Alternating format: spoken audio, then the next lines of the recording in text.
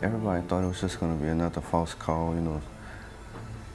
You leave town for a couple days, maybe a day, and then you go back. And oh, we missed us again. But this time, you know, that's what we were expecting, so that's what we planned for. So you may bring maybe one outfit or two outfits. Everything is left behind, and everything is destroyed. I'm not an evacuee. I'm not a refugee, you know. I'm a human being. We have 120 people, okay, living on this complex. Okay, we have capacity for 200. We have one washing machine, okay? Just got hot water last night. People have towels and dirty linen and underwear stacked up in plastic bags like because you can't wash it. You want hot water and bleach. You want to get the germs out, okay? All right? We asked about transportation to a washateria. There's no transportation there. My mother's on oxygen. My sister's a nurse, so she's locked in the hospital. So I have her children. I have my daughter. I have my neighbor and her kids. You know, so it's 15, 17 of us in a classroom, sleeping on an air mattress. You know, we all had homes. You know, we all had jobs. You can have all the money in the world. Look what happened. What can you do with it? Not nothing. You know, we all gonna go through trials and tribulations, and this is one of them. You're being tested on your faith. You see what I'm saying?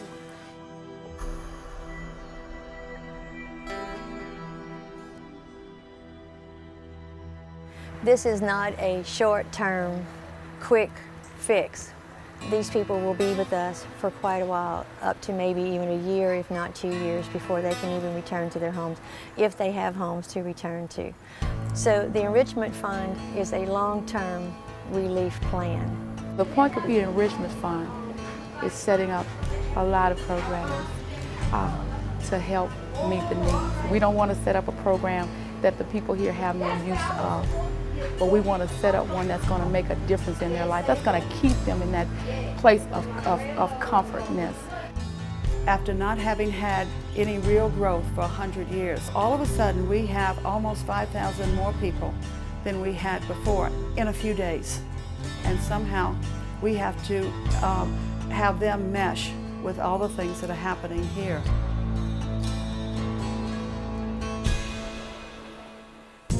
This was formerly a Morganza High School here, and right now we're using it for a shelter for the evacuees from New Orleans. And the people living here are from the worst part of New Orleans that got evacuated. They're from the Ninth Ward. This is a majority white community, and the people here are majority African American. So I guess it was sort of a culture shock to them. And once the emergency preparedness person met with them in a community meeting and explained to them what was going to happen, it made it much easier for everybody to just come through. This is a community thing now.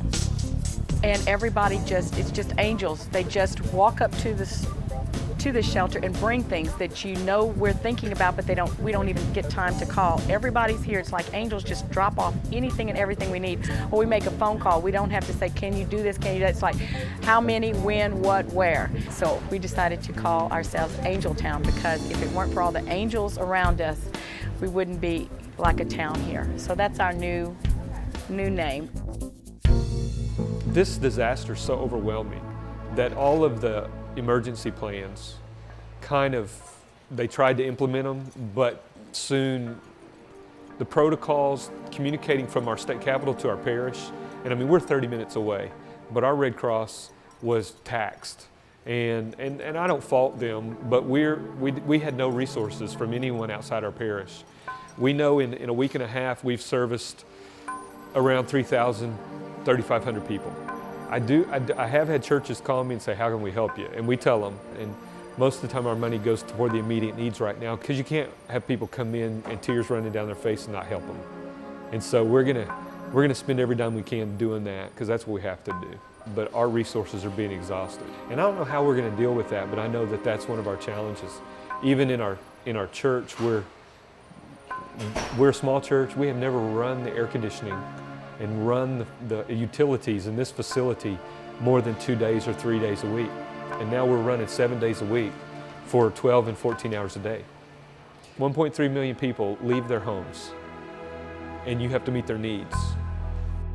This is a little bitty library. You know, we don't see 3,000 people coming in a 4-day period, but that's what we've had. And every single one of those 3,000 people have just been overwhelmed by the caring and the support of our little community. I'm a librarian. I have a network of librarians across the nation. They're sending book bags for the kids who are going to schools because we don't want these kids to feel out of place. Some of them don't have houses anymore. They don't have anything left. They have nothing. And they won't be able to go back to that nothing. They won't be able to rebuild because it's nothing but floodwaters. And they're gonna have to relocate. So when they relocate, they need to know that they're in a safe environment. That's all. Take a walk or a drive to Angeltown. Look through the hallways, knock on some of the doors, meet some of the people, and ask yourself, am I blessed? What is there that I have to complain about? We need help, okay? And it's not the traditional help that you're thinking. I mean, my whole life has been redefined and changed. People come to me and they ask me, they say, how are you doing? How am I doing? Most people have what? A 3-year, 5-year, 10-year, 20-year plan? I have a day-to-day plan. I was a mathematics specialist.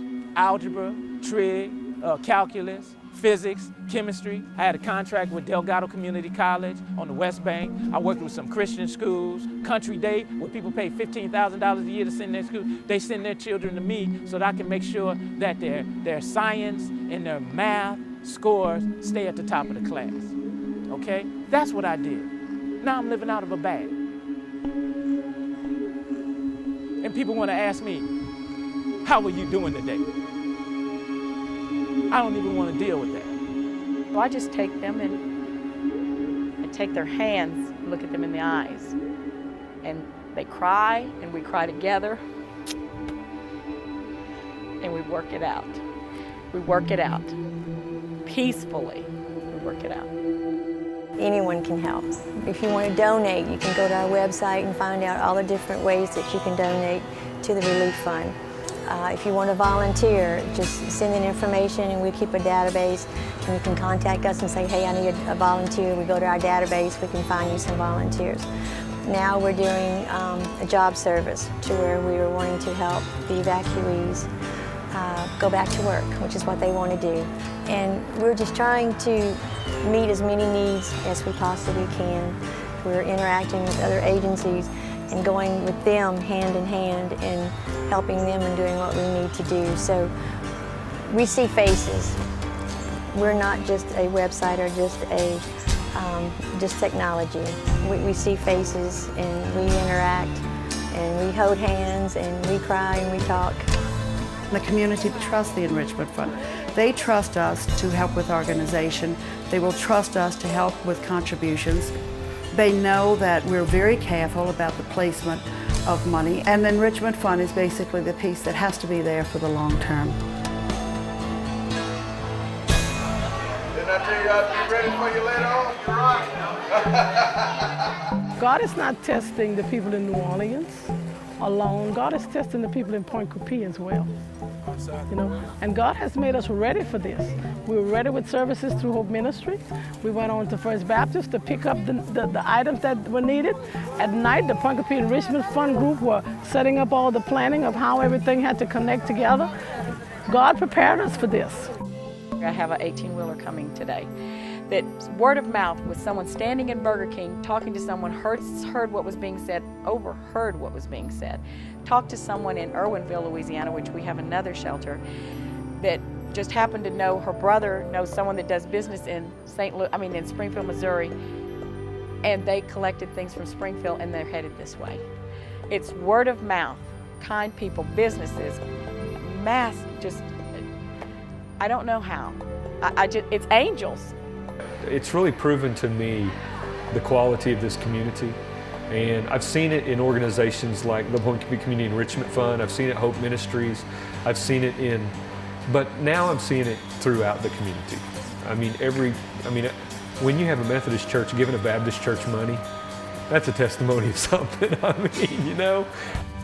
Eventually, the giving will stop. And then what happens after the giving stops? Other resources will be needed to continue that until they can go home. And that's what the Pointe Coupee Community Enrichment Fund wants to do for the people here at Angeltown. I just found a ride to Baytown.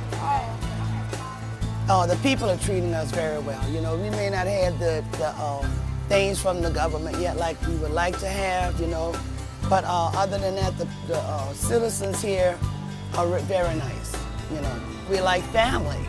The community outreach has been beautiful. A lot of people have come in and given time and given food, and that's great.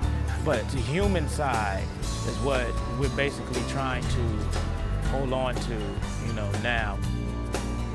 So we know that we're touching their hearts and making a difference in their lives, and I think this community has helped give them that hope and that safe place to go to that they needed. Everyone is just taking care of everyone.